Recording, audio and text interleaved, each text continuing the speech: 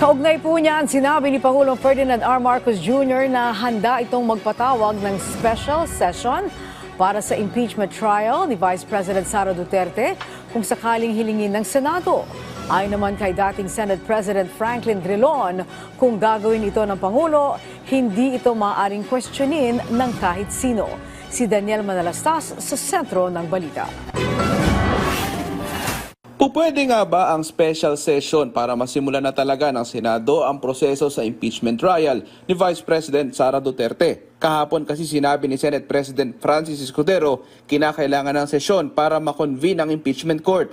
Matatandaang nag-adjourn na noong Miyerkules ang Senado at hindi natalakay ito sa plenaryo. Para mag-convene ang impeachment court, kailangan may sesyon ang Senado.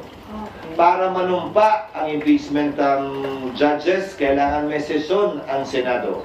Bagaman ang trial pwede mag-proceed kahit na recess, tulad ng nangyari kay dati at yumaong Chief Justice Corona, dapat ito'y masimulan, makonvene at mapanumpa ang mga judges kapag may sesyon.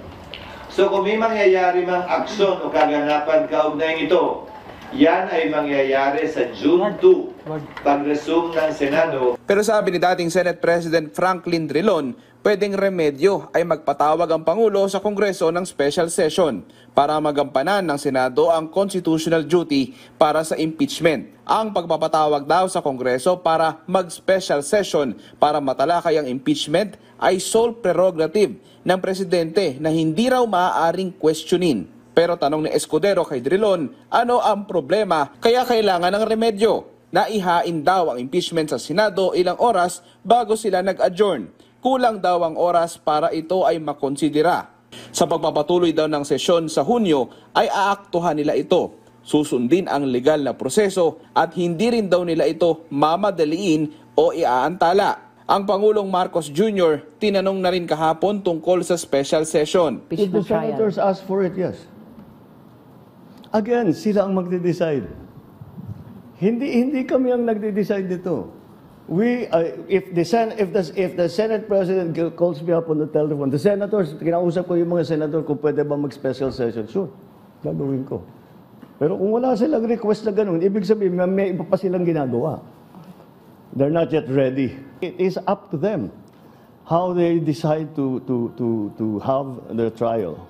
When they have their trial, what are the rules for the trial, how they will conduct it. Sakaling mapatunayan ng impeachment court na guilty si Vice President Sara Duterte, sabi ni Escudero, ang parusa tanggal sa pwesto at absolute perpetual disqualification para humawak ng public office, ihalal man o i-appoint. Ang isa pang tanong ngayon, paano pipili ng papalit sa mababakanting posisyon? So pwedeng pumili si Pangulong Marcos ng kongresista o senador na ang edad ay 40 years old and above. Matapos niyang pumili bilang kanyang nominado, pagbobotohan niyan by a majority vote ng magkabilang kamara, House at Senate. Voting separately. Simple majority, voting separately. Nauna na maiginiti Pangulong Marcos, No, the executive cannot have a hand in the impeachment. Walang role ang executive sa impeachment. I do not give guidance to Congress. We are independent of each other. Daniel Manalastas para sa Pambansang TV sa Bagong Pilipinas.